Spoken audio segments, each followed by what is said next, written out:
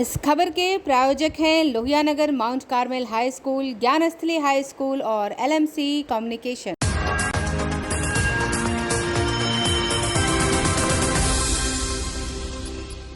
नमस्कार, मैं हूँ आयुषी शर्मा और आप देख रहे हैं आखिर न्यूज़ 24।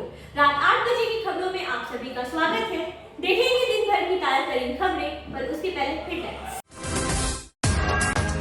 मुख्यमंत्री नीतीश कुमार का समाज सुधार अभियान जारी, कहा विकास के साथ समाज सुधार भी है जरूरी। पटना में कोरोना मरीज बढ़े, इसी लहर से निपटने के लिए राज्य के ऑक्सीजन प्लांटों में मॉक ड्रिल का हुआ आयोजन।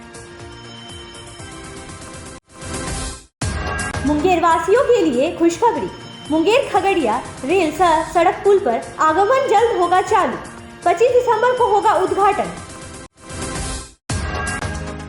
प्रदेश में ठंड की आंख मिचौली जारी, 2-3 दिन की शीतलहर के बाद अधिकतम तापमान में कमी से थोड़ी राहत। पटना के दानापुर में अवैध शराब की फैक्ट्री का उद्भेदन, शराब बना रही 3 महिलाएं गिरफ्तार, 11 लोगों पर नामजद प्राथमिकी। अब खबरें विस्तार से। मुख्यमंत्री नीतीश कुमार का समाज सुधार अभियान शुरू हो गया है। कल मोतिहारी के गांधी मैदान से उन्होंने इस अभियान की शुरुआत की। इस अवसर पर मुख्यमंत्री ने कहा कि समाज सुधार के बिना कोई भी विकास का कोई मतलब नहीं है। देखिए एक रिपोर्ट। कल से शुरू हुआ मुख्यमंत्री नीतीश कुमार का समाज सुधार अभियान आज भी जारी है। मोतिहारी के गांधी मैदान से इस अभियान की शुरुआत करते हुए उन्होंने कहा कि समाज सुधार के बिना विकास का कोई मतलब नहीं है। विकास के साथ समाज का सुधार होगा तो समाज, राज्य और देश आगे बढ़ेगा। मुख्यमंत्री ने कहा कि शराबबंदी से बड़ा सामाजिक परिवर्तन आया है, परिवारों में सकारात्मक बदलाव हुआ है, रिश्तों में मधुरता आई है, जो झगड़े होते थे उसमें भी कमी आई है। उन्होंने कहा कि यह समाज सुधार अभियान निरंतर जारी रहेगा, हर गांव, हर शहर में यह चलता रहेगा। उन्होंने कहा कि उनकी सरकार में लगातार विकास के काम हो रहे हैं। समाज के हर तबके के उत्थान के साथ साथ हाशिए पर गए लोगों को मुख्य धारा में लाने के लिए भी लगातार प्रयास जारी है। महिलाओं, SC, ST, अति पिछड़े, अल्पसंख्यकों के उत्थान के साथ साथ सभी वर्गों के लिए काम किया गया है, किसी की उपेक्षा नहीं हुई है। कोई क्षेत्र ऐसा नहीं है जिसकी उपेक्षा की है। ये सारी बात आप सब लोग जानते हैं। अब पहले की स्थिति और आज की स्थिति तो आप सब लोगों को खुद ही याद करना है। जब 2005 में आप लोगों ने हमको काम करने का हम लोगों को मौका दिया और 24 नवंबर 2005 से हमने काम हम लोगों ने करना शुरू किया और तब से लेकर के जो कुछ भी कर रहे हैं तो सबके हित में कर रहे हैं, सबके उत्थान के लिए कर रहे हैं। इसलिए उन सभी चीज़ों की चर्चा करना वो तो घंटों घंटों लगा देगा कि हम लोगों ने क्या क्या किया, तो कब क्या था। हम तो एक ही आग्रह करेंगे कि पुरानी बातों को ध्यान में जरूर रखिएगा और पुरानी बातें कैसी, पुरानी स्थिति कैसी थी, चाहे किसी भी क्षेत्र में हो। उन्होंने लोगों को याद दिलाया कि उनकी सरकार आने के पहले बिहार की क्या स्थिति थी। मुख्यमंत्री ने लोगों को उस स्थिति को याद करने के लिए कहा। उन्होंने कहा कि पुल पुलिया, सड़क, शिक्षा, अस्पताल की क्या स्थिति थी, अपराध की घटनाओं की क्या स्थिति थी, इसको कभी भूलिएगा नहीं। मुख्यमंत्री ने कहा कि विकास के साथ साथ हमारी सरकार समाज के लिए काम कर रही है। शराब को लेकर 2011 से अभियान चलाया जा रहा है। उन्होंने याद दिलाया कि जब कर्पूरी ठाकुर 1977 में मुख्यमंत्री बने थे तो उन्होंने शराबबंदी कानून लागू की, लेकिन इसे फिर से शुरू कर दिया गया। शराबबंदी लागू करने की कहानी बताते उन्होंने एक किस्सा साझा किया। मुख्यमंत्री ने बताया कि 2015 में महिलाओं के एक सम्मेलन में विकास की बातें हो रही थी। जैसे ही बोलकर बैठे कि पीछे से महिलाओं ने आवाज़ लगाई, शराब बंद कराइए। उसके बाद मैं वापस माइक पर गया और कहा कि अगली बार काम करने का मौका मिलेगा तो शराबबंदी लागू करूंगा।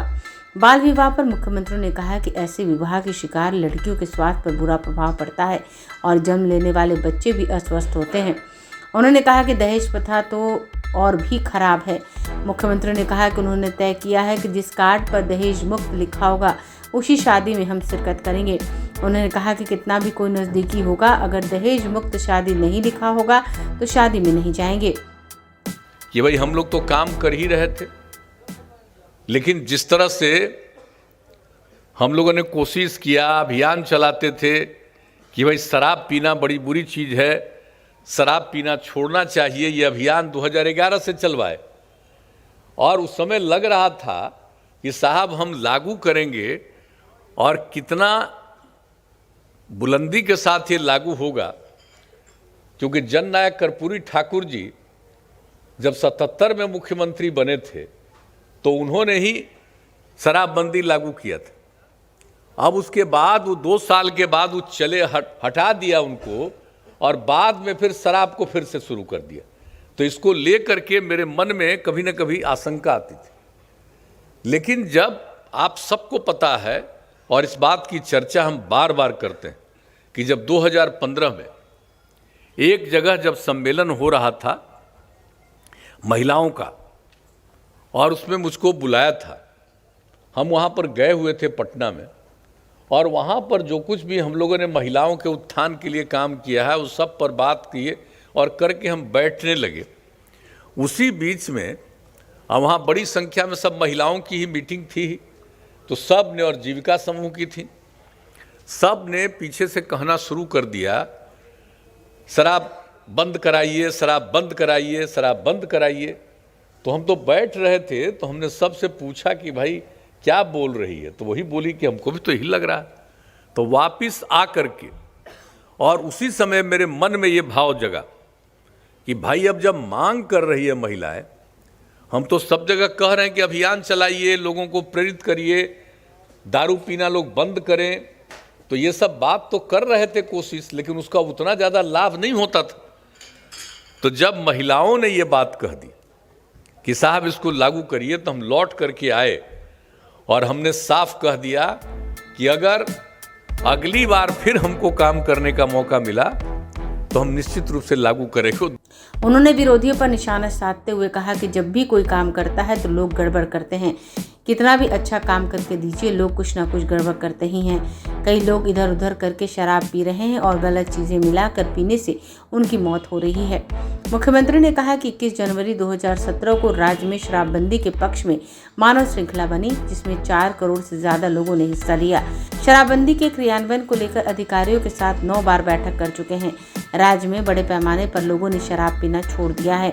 एक किस्सा साझा करते हुए उन्होंने कहा कि महिलाओं के कार्यक्रम में एक महिला ने कहा कि मेरे पति काम से लौटते थे तो शराब पी कर आते थे।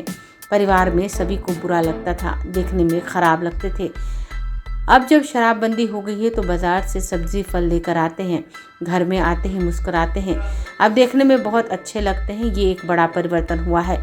मुख्यमंत्री नीतीश कुमार का समाज सुधार अभियान 15 जनवरी तक चलेगा, जिसमें वह पूरे राज्य में भ्रमण कर लोगों को सामाजिक कुरीतियों के प्रति जागरूक करेंगे। ब्यूरो रिपोर्ट, आंखें न्यूज़ 24।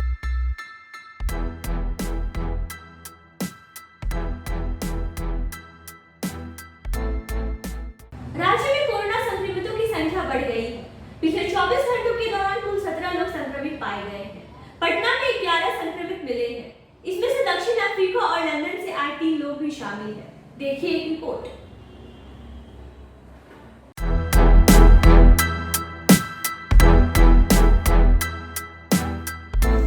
राज्य में बुधवार को एक बार फिर कोरोना मरीजों की संख्या एक बैग बढ़ी हुई दिखी। पूरे राज्य में कुल 17 कोरोना संक्रमित मिले।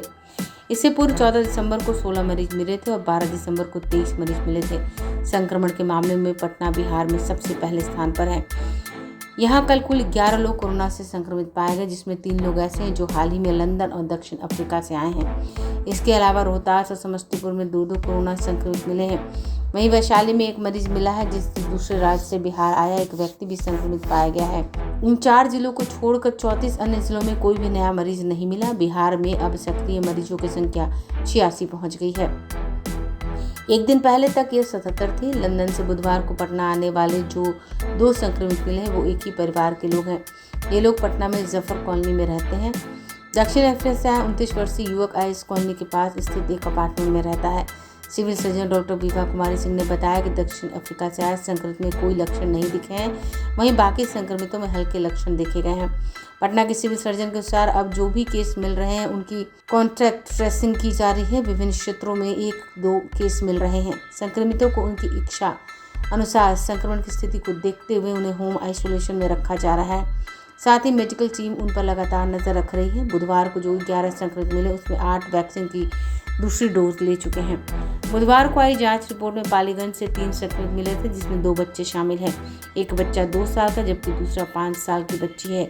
ये सभी लोग एक ही परिवार के हैं। बच्चों में सर्दी खांसी के लक्षण थे। इस बीच राज्य सरकार ने ओमिक्रॉन वेरिएंट को लेकर अलर्ट मोड में है। आज इस वेरिएंट के लिए स्वास्थ्य तैयारियां को लेकर ऑक्सीजन प्लांटों में मॉक ड्रिल का आयोजन किया जा रहा है। इसके तहत सभी ऑक्सीजन प्लांटों में ट्रायल रन होगा और ऑक्सीजन की आपूर्ति और टैंकों में भंडारण की कार्रवाई की जाएगी। राज्य स्वास्थ्य समिति के कार्यपालक निदेशक संजय कुमार ने सभी जिलों के सिविल सर्जन के साथ वीडियो कॉन्फ्रेंसिंग के माध्यम से ऑक्सीजन प्लांटों की तैयारियों की समीक्षा की और सभी ऑक्सीजन प्लांट में ऑक्सीजन की आपूर्ति व्यवस्था को लेकर मॉक ड्रिल करने के निर्देश दिए। उन्होंने कहा कि कोरोना की तीसरी लहर को लेकर सभी आवश्यक स्वास्थ्य सुविधाओं को दुरुस्त रखा जाएगा।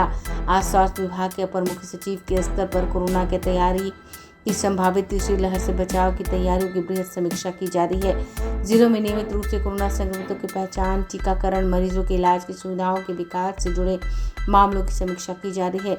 इस बीच ओमिक्रॉन के बढ़ते मामलों को देखते हुए दिल्ली सरकार ने सार्वजनिक स्थलों पर क्रिसमस और नए साल के जश्न पर रोक लगा दी है। वहीं पंजाब में टीका नहीं तो वेतन नहीं का आदेश जारी किया गया है। हरियाणा सरकार ने कहा कि कोरोना का टीका नहीं लगवाने वालों पर 1 जनवरी से सख्त कार्रवाई होगी।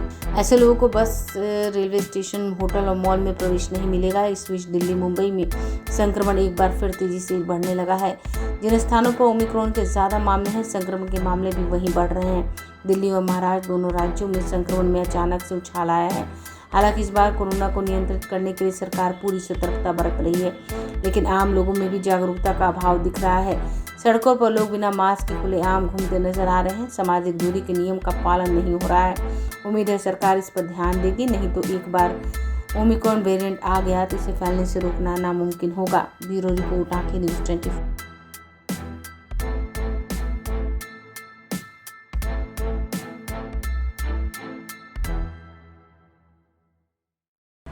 मुंगेर में गंगा नदी पर बनने वाले पुल का निर्माण कार्य पूरा कर लिया गया है। इसका लोकार्पण 25 दिसंबर को किया जाएगा। देखिए एक रिपोर्ट।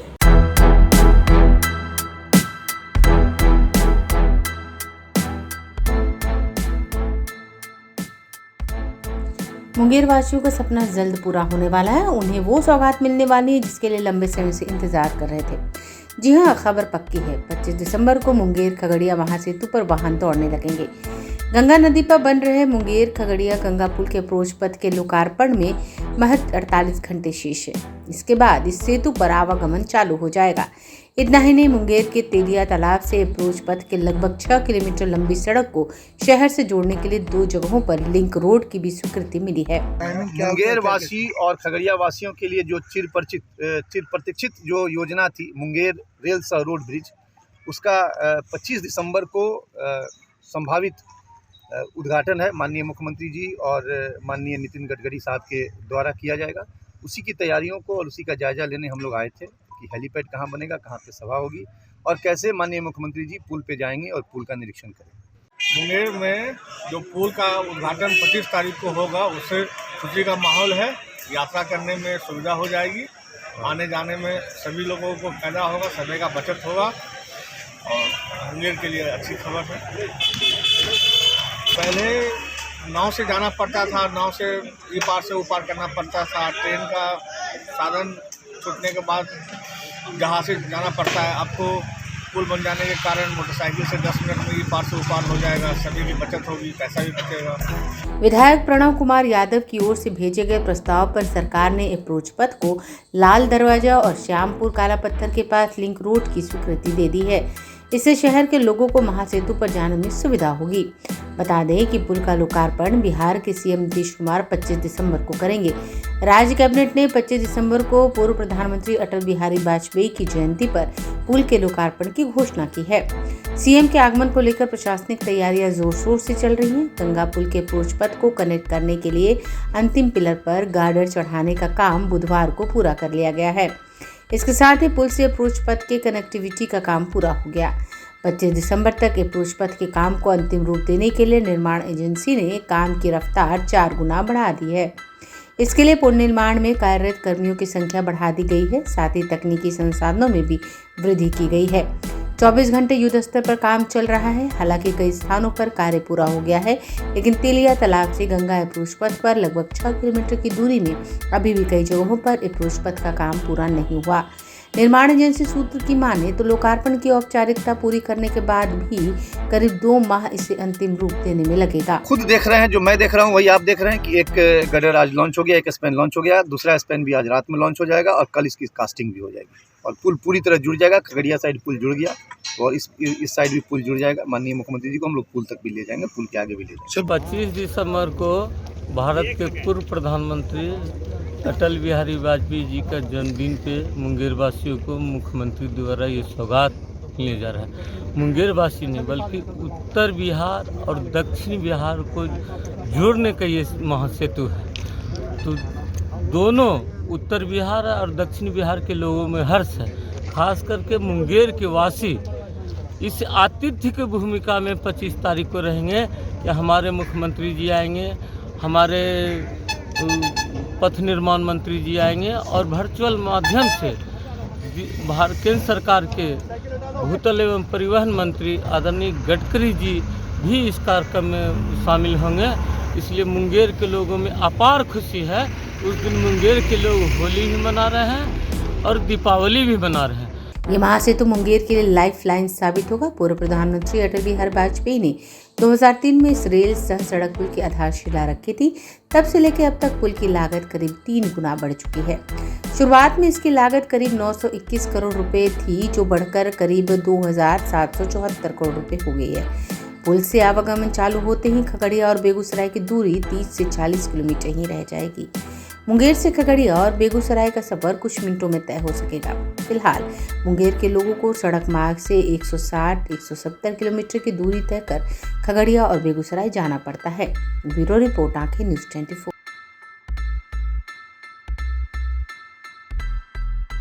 लेते हैं एक छोटा सा ब्रेक।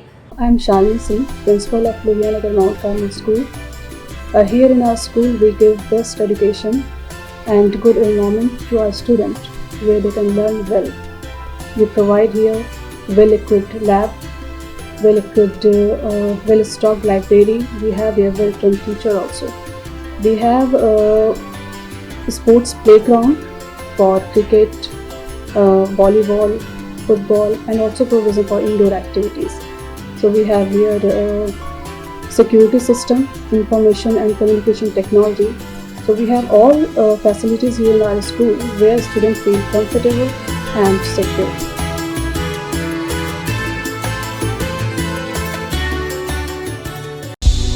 क्या आप पत्रकारिता के क्षेत्र में अपना कैरियर बनाना चाहते हैं? तो आज ही royal Ashoka institute of mass communication and journalism में अपनी जगह सुनिश्चित करें। आर्यभट्ट ज्ञान विश्वविद्यालय पटना से मान्यता प्राप्त 100% प्लेसमेंट के साथ royal Ashoka institute of mass communication and journalism नामांकन जारी है। हमारा पता है DS/16 गायत्री मंदिर के समीप, कंकड़ बाग, पटना 8,20,000। आप हमें संपर्क भी कर सकते हैं। हमारा मोबाइल नंबर है 9955456126। ब्रेक के बाद आपका स्वागत है। प्रदेश में ठंड में उतार चढ़ाव का क्रम जारी है। कई स्थानों में अधिकतम तापमान में कमी से थोड़ी राहत मिली है। इस बीच पटना एयरपोर्ट अथॉरिटी ने नया विंटर शेड्यूल जारी कर दिया है। देखिए एक रिपोर्ट।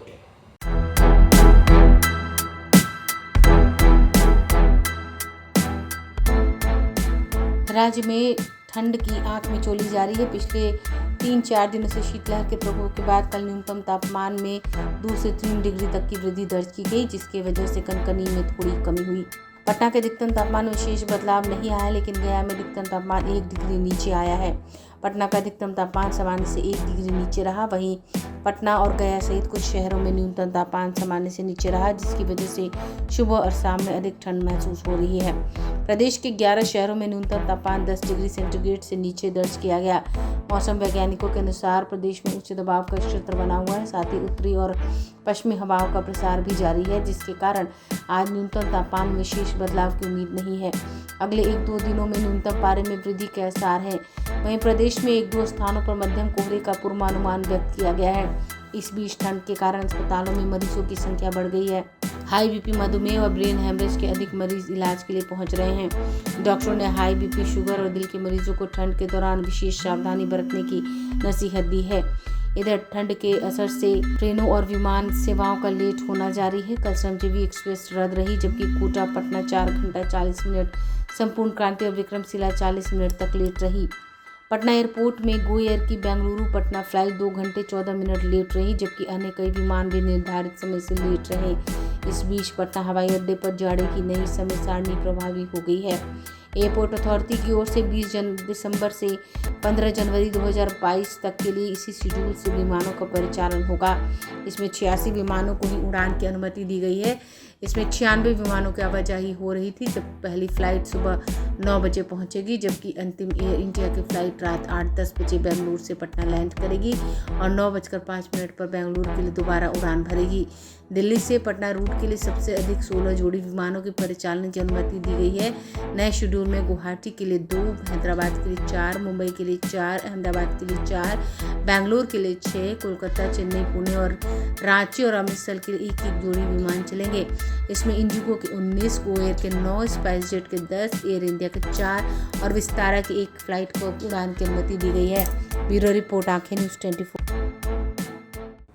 पटना के दानापुर क्षेत्र में छापेमारी करके पुलिस ने विदेशी शराब बनाने की फैक्ट्री का भांडाफोड़ करते हुए 3 महिलाओं को गिरफ्तार किया है। अवैध शराब की फैक्ट्री शाहपुर थाना क्षेत्र के गंगाहारा में चल रही थी।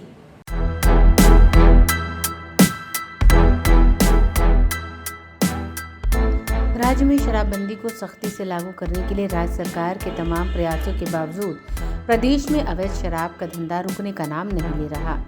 अवैध शराब का एक नया मामला सामने आया है। पटना के दानापुर में पुलिस ने विदेशी शराब बनाने की फैक्ट्री का भांडाफोड़ किया है। इस मामले में 3 महिलाओं को अवैध शराब बनाते रंगों हाथ गिरफ्तार किया गया। घटना के संबंध में बताया जा रहा है कि दानापुर के एएसपी सैयद इमरान मसूद को मंगलवार की देर रात सूचना मिली कि दियारा के गंगाहारा में बड़े पैमाने पर नकली विदेशी शराब बनाई जा रही है। सूचना मिलते ही उन्होंने शाहपुर थाना के पदाधिकारियों के साथ एक टीम का गठन कर गंगाहारा में चारों तरफ छापेमारी की। छापेमारी के बाद अंधेरे का फायदा उठाते हुए शराब बना रहे कुछ लोग वहां से भाग निकले, जबकि पुलिस की नजर बचाकर भाग रही 3 महिलाओं को दबोच लिया गया। छापेमारी के क्रम में पुलिस ने भारी मात्रा में विदेशी शराब की बोतलें, रैपर डाई, स्प्रिट सहित कई सामान बरामद किए हैं। गुप्त सूचना मिली थी कि गंगाहारा दियर में देवचंद भगत का टोला है, वहाँ पे कुछ लोग द्वारा अवैध रूप से अंग्रेजी शराब नकली सामान अपने से लाके मिला के बना के पैक करके सप्लाई किया जा रहा है। सूचना पे हम लोग वहाँ पे अपनी टीम के साथ छापेमारी किए। छापेमारी में सामुदायिक भवन वहाँ से कुछ सामान पैक करने का मशीन, कुछ खाली बोतल बरामद हुआ। फिर उसी जगह जो संदेही जिसके बारे में नाम था कि ये लोग द्वारा किया जाता है, उन लोग के घर पे छापामारी किए। एक राजू राय है, राजू राय के घर से आंगन में ज़मीन में मिट्टी में गाड़ा हुआ कुछ 2 ड्राम, एक दूध के कंटेनर में स्पीड बरामद हुआ, कुछ रैपर बरामद हुआ। शराब बनाने की फैक्ट्री सरकारी सामुदायिक भवन में चल रही थी। इसके अलावा राजू राय के घर और मनीष कुमार के खेत में भी शराब बनाने के उपकरण बरामद किए गए हैं। इस मामले में शाहपुर के थाना अध्यक्ष मोहम्मद शफीक आलम ने बताया कि छापेमारी के दौरान विभिन्न ब्रांडों की 429 खाली बोतलें, 155 लीटर स्प्रिट, 45 किलो नौसादर और भारी मात्रा में अन्य सामान बरामद किए गए हैं। इस मामले में 11 व्यक्तियों को नामजद किया गया है। इन सभी के खिलाफ कार्रवाई की तैयारी की जा रही है। कुल मिला के टोटल 450 खाली बोतल विभिन्न ब्रांड का, अंग्रेजी शराब के विभिन्न ब्रांड का बोतल बरामद हुआ और लेबल उस पर जो बोतल पे सटा जाता है वो बरामद हुआ, ढक्कन बरामद हुआ, पैक करने वाला मशीन बरामद हुआ। सबको हम लोग जब्त करके अग्रिम कार्रवाई कर रहे हैं। इसमें कांड दर्ज किया जा रहा है। इसमें 3 महिलाओं की गिरफ्तारी हुई है और पुरुष सभी लोग फरार हो गए थे। लगभग 1 दर्जन व्यक्ति पे केस किया गया है। महिला भी शामिल थी क्या? हाँ, इसमें चूँकि घर के आंगन में ज़मीन में गाड़ के रखा हुआ है, कोई 5 मिनट में ला के रख नहीं देगा। पहले से वेल सेटल है कि हम लोग की जानकारी में हो रहा था और खुले रूप से एवं गुप्त रूप से पता करने पर पता चला कि उन लोगों का भी इसमें पूर्ण रूप से संलिप्तता। सामुदायिक भवन से भी बरामद किया। सामुदायिक भवन में पैक करने का मशीन और कुछ खाली बोतल, रैपर बरामद हुआ। कुछ एक अभियुक्त राजू राय के घर से बरामद हुआ और कुछ सामान राजू राय के घर से लगभग 50 मीटर, एक और अभियुक्त है तूफानी, उसके घर से 50 मीटर पश्चिम दक्षिण कोना में खेत से, क्योंकि हम लोग एक जगह छापामारी कर रहे थे तो और सामान इधर उधर से फेंक दिया लोग, तो खेत से कुछ सामान बरामद हुआ। पटना के फुलवारी शरीफ से मुस्लिम समुदाय के 2 लोग आज राजद अध्यक्ष लालू प्रसाद के आवास पर पहुंचे। ये दोनों राजद के कार्यकर्ता हैं। दोनों नवविवाहित जोड़े विधानसभा में प्रतिपक्ष के नेता तेजस्वी यादव और उनकी पत्नी राशि से मिलने लालू आवास पे पहुंचे थे। मुस्लिम समुदाय के दोनों राजद कार्यकर्ताओं ने क्रिसमस ट्री और सांता क्लॉज देकर नए नवेली जोड़ों को क्रिसमस की बधाई दी। चलते चलते एक नजर फिर से सुर्खियों पर। मुख्यमंत्री नीतीश कुमार का समाज सुधार अभियान जारी, कहा विकास के साथ समाज सुधार भी है जरूरी। पटना में कोरोना मरीज बढ़े, इसी लहर से निपटने के लिए राज्य के ऑक्सीजन प्लांटों में मॉक ड्रिल का हुआ आयोजन।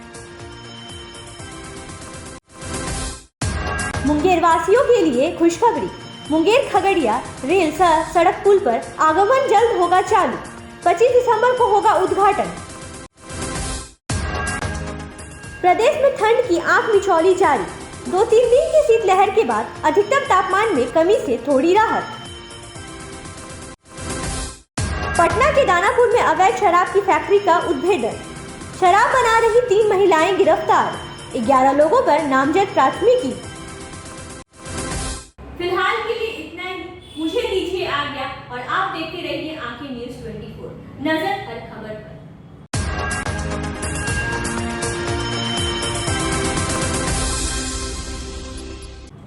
यदि आपने हमारे चैनल को अभी तक सब्सक्राइब नहीं किया है तो हमारे चैनल को आज सब्सक्राइब करें, लाइक करें, शेयर करें और कमेंट